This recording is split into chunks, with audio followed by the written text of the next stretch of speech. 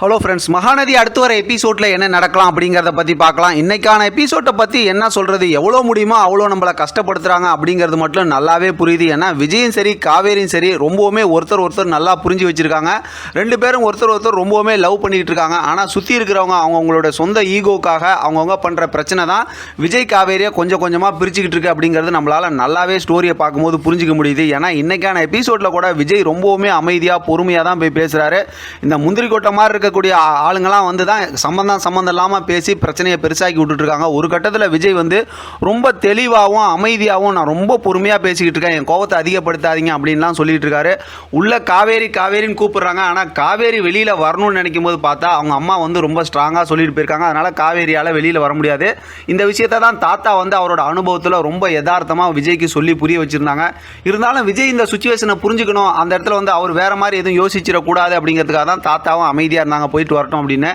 மொத்தத்தில் நாளைக்கான எபிசோட்லையும் பார்த்தா நம்மளோட விஜய்க்கு வந்து இன்னுமே ரொம்ப பார்த்தா அசிங்கப்படுத்தி பேசி அப்படி இப்படின்னு சொல்லி கஷ்டப்படுத்தி அமுச்சு விட்ருவாங்க.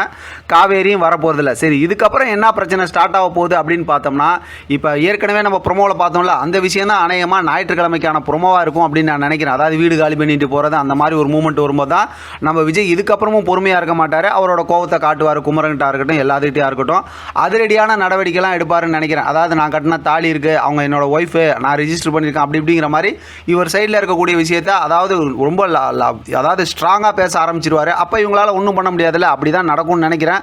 ஆனால் இதுக்கடையில் தாத்தா வந்து இவங்களை பேசி சமாதானப்படுத்தி தான் அந்த வீட்டில் இருக்க வைப்பாங்க அப்படிங்கிற மாதிரி நம்மளால் யோசிக்க முடியுது. ஏன்னா தாத்தா இப்போ வரைக்கும் சீனில் வந்து பேசவே இல்லை. அவங்க வந்து பேசினாவே எல்லா பிரச்சனையும் எல்லாத்துக்கும் புரிஞ்சிடும். அதே போல் பார்த்தோம் அப்படின்னா அங்கே ஆஃபீஸில் காவேரியை வந்து எம்டி ஆக்கணுங்கிற எல்லா ப்ராசஸும் செஞ்சு வச்சுருக்கிறதுனால கண்டிப்பாக தாத்தா வந்து அதை பேசி காவேரியை ஆஃபீஸுக்கு எம்டி ஆகிறது கூட வாய்ப்பு இருக்குது. ஆனால் இதுக்கடையில் இன்னொரு பெரிய குழப்பம் என்னென்னா, வீட்டில் இருக்க வெண்ணிலாவோட கேரக்டரை அடுத்து கொஸ்டின் மார்க்காக வச்சுட்டாங்க.